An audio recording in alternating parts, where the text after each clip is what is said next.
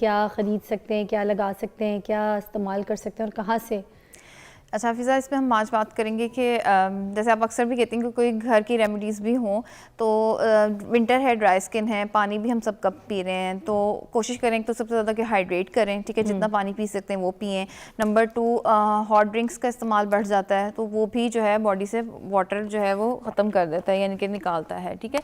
तो कोशिश करें, और डाइट भी ऐसी होती है जो कि बहुत ज़्यादा हैवी होती है, लाइक फ़िश, फ्राइड आइटम बहुत बढ़ जाता है, नट्स बढ़ जाते हैं, तो कोशिश करें कि पानी का इस्तेमाल ज़्यादा करें। अच्छा, मैंने कहा सर्दियों में मैं एक और चीज़ कही थी कि मेरी अम्मी ना सर्दियों में सूप्स ऐड करती थी बच्चों की लाइफस्टाइल में, हर एक को सूप पिलाती थी, यखनियों के जरिए, क्लियर सूप, जिस तरीके का सूप पियो, वो तो बहुत सूप ऐड नहीं करते लोग। मैंने हाँ, मैं तो अब पेशेंट्स को कहती हूँ कि कोलेजन सप्लीमेंट्स के बजाय आप जो है वो 1 कप यखनी पिया करें रोजाना, तो बगैर कुछ भी एडिशन के। अक्सर लोगों को ब्लड प्रेशर या शुगर का मसला, तो कुछ भी ऐड ना करें, सिंपल जस्ट बॉईल करें और उसको पी लें 1 कप एज अ मेडिसिन। और सबसे अच्छा एक तो हॉट लिक्विड भी, ड्रिंक भी है, बॉडी को भी टेम्परेचर देता है, प्लस ये कि आपको फायदा भी, एनर्जी भी देता है और न्यूट्रिशन भी देता है, और स्किन के मसले भी हल करेगा, ठीक है ना। अच्छा, हम इसमें आ रहे थे कि हम घर पे कैसा कैसा जो है वो मॉइस्चराइजर बना सकते हैं जो कि हम लगाएं, जो कि ड्राई स्किन, क्योंकि आजकल सबकी ड्राई स्किन तो है ही।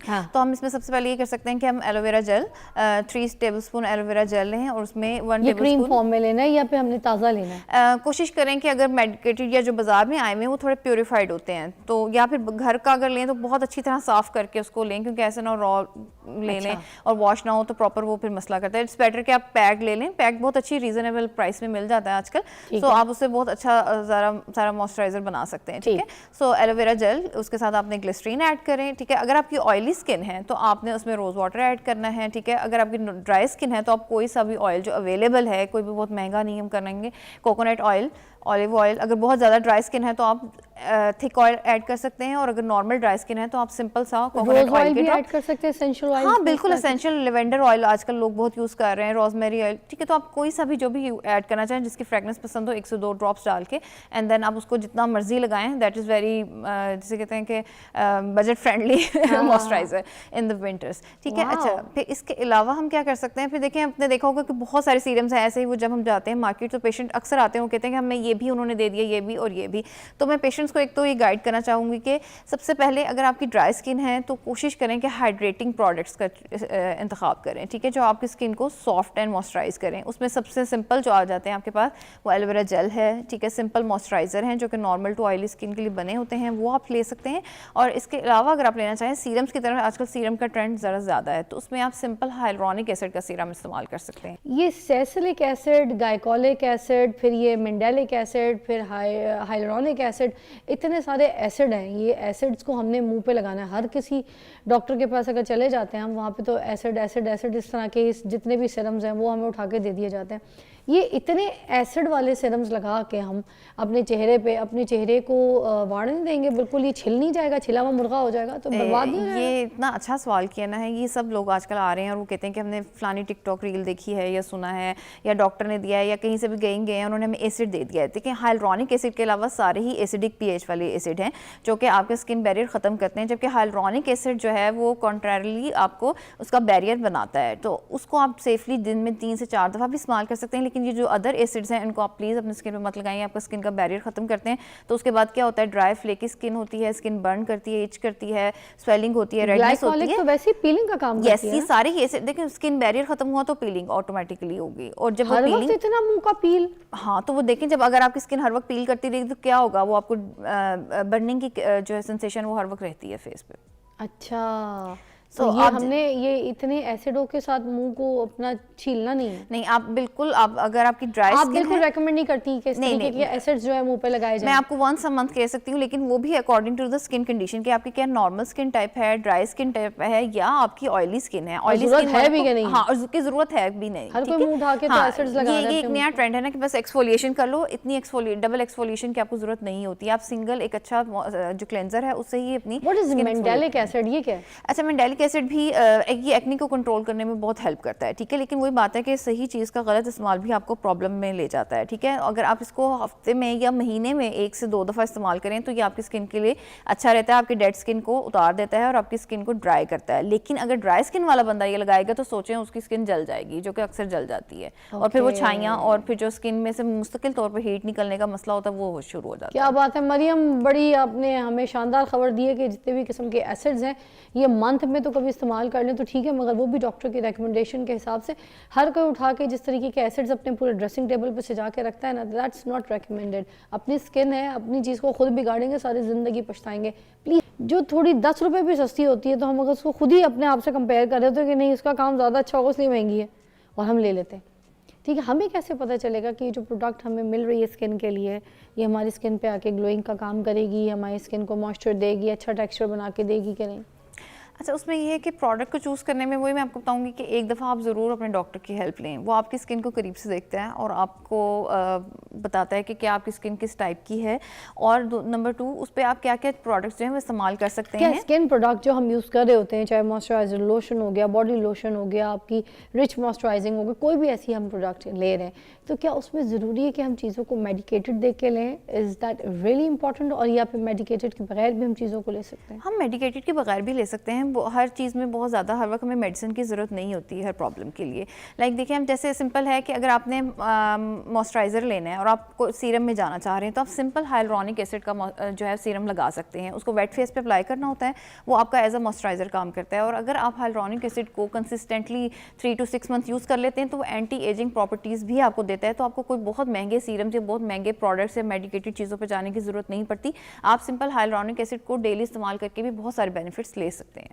अच्छा, ये जो कोलेजन बूस्ट करने के लिए कुछ मेडिकेशंस इस्तेमाल की जा रही हैं, जैसे आजकल इसकी लिक्विड जो है लोग लेते हैं, कुछ शॉट्स भी पीते हैं, कुछ जाके इसकी कैप्सूल्स खाते हैं, कुछ ऐसी कैप्सूल्स आती हैं जो 6-6, 5-5 आपको एक साथ खानी पड़ती हैं पूरे दिन में।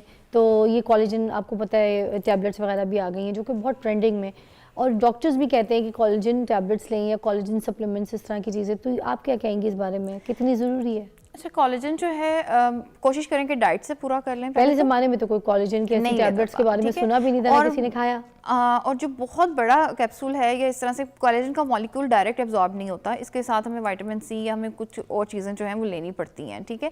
सो जो इतने बड़े बड़े हम कैप्सूल्स या वो खा रहे हैं तो मोस्टली वो एब्जॉर्ब नहीं होते और वो यूजुअली पास आउट हो जाते हैं। तो जैसे ग्लूटा की कोई भी हम कैप्सूल या फिर अगर टैबलेट खा रहे हैं तो उसके साथ हमें ये विटामिन सी लेना पड़ता है, इसका सोर्स है ना। इसको लिए भी हमें कोलेजन के लिए भी हमें उसको ब्रेक डाउन करने के लिए, उसको सॉल्युबल बनाने के लिए कुछ और चीज़ें लेनी पड़ती हैं। अच्छा। तो इट्स बेटर कि अगर आप नहीं अफोर्ड करते तो आप सिंपल जो डाइट की फूड है उनसे भी अपना कोलेजन पूरा कर सकते हैं। और नंबर 2 जो फिर अगर आप लेना भी चाह रहे हैं तो आप अपने डॉक्टर से ज़रूर इसमें हेल्प लें और उसको प्रिस्क्राइब करवाएं कि आपको कौन सा कोलेजन जो सप्लीमेंट है वो आपके लिए ज़रूरी है।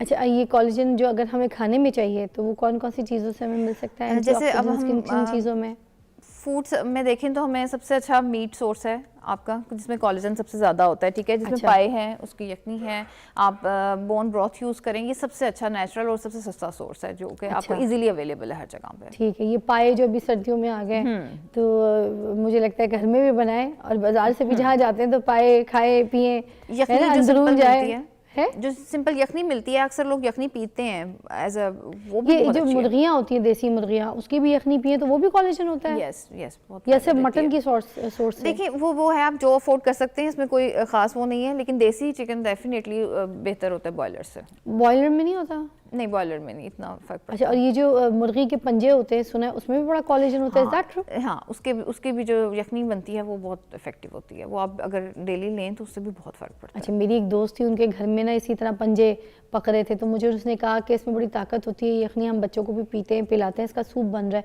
तो पंजे में ढक्कन हटाया तो पंजा बिल्कुल ऐसे ना बाहर, तो मैंने भी उससे हाथ मिलाया और तो ढक्कन यखनी आप उसकी पी सकते हैं। यखनी वो ये एक अच्छा सोर्स है, आप मतलब इंस्टेंटली आपको मिलता है, उससे बूस्ट मिलता है। क्या बात है। अच्छा, अब हमें ये बता दीजिए कि हम बाज़ार में जब जाते हैं कोई क्रीम हम पसंद करें तो हमें उसमें ऐसी कौन सी चीज़ें देखनी चाहिए, ख़ास तौर पे ग्लोइंग स्किन के लिए? तो आपको पता है दुनिया पागल है कि थोड़ी सी स्किन चमक जाए, पॉलिश हो जाए, जरा चमक अच्छी पर्सनैलिटी में आ जाती है।